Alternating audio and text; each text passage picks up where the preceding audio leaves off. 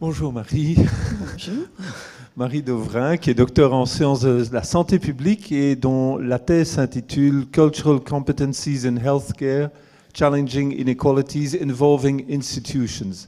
Et le titre vulgarisé est Vers des soins de santé équitables pour les migrants. On t'écoute.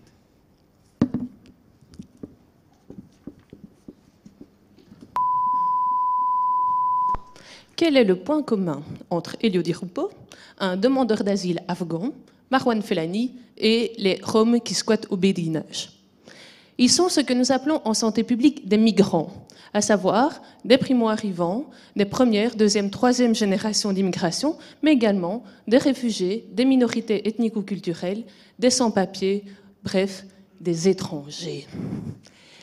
En santé publique, nous avons observé que les migrants et les minorités ethniques vivant en Belgique ont une prévalence plus élevée de certaines maladies.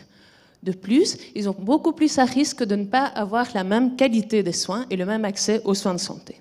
Dans ce contexte, mon travail de thèse a consisté à mettre en place un groupe d'experts belges sur la question de la santé et de la migration. Mon rôle, organiser les réunions, mener les débats, mais également proposer un cadre analytique à ces débats pour pas que ça parte dans tous les sens, et aussi arriver à formuler un rapport politique avec 46 actions. Waouh, super, t'as un super rapport. Oui, mais est-ce que ça va marcher? Parce qu'après tout, on peut proposer des recommandations dans tous les sens, mais ça ne pourrait ne pas marcher. C'est là que rentre la deuxième partie de mon travail de thèse, c'est d'analyser le processus politique qui est derrière l'implémentation de recommandations en faveur de la santé des migrants.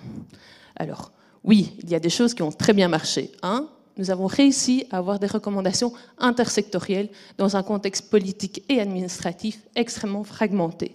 Nos recommandations balayent aussi bien le niveau micro, entre le patient et son médecin, que le niveau macro au niveau politique. Nous avons aussi eu la chance d'avoir des débats extrêmement ouverts qui ont permis de balayer aussi bien les soins curatifs que la promotion de la santé ou la santé communautaire.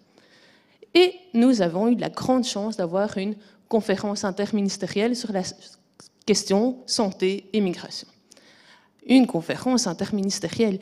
Mais oui, parce que savez-vous combien il y a de personnes qui sont responsables de la santé en Belgique au niveau politique? Une idée? 52. 52. Alors, comment voulez-vous implanter des recommandations dans notre système de santé s'il faut que 52 personnes se mettent autour de la table?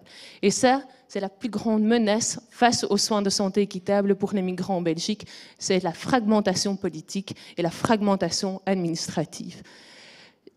Une autre menace, c'est que la question de la santé des migrants en Belgique n'est toujours pas acceptée.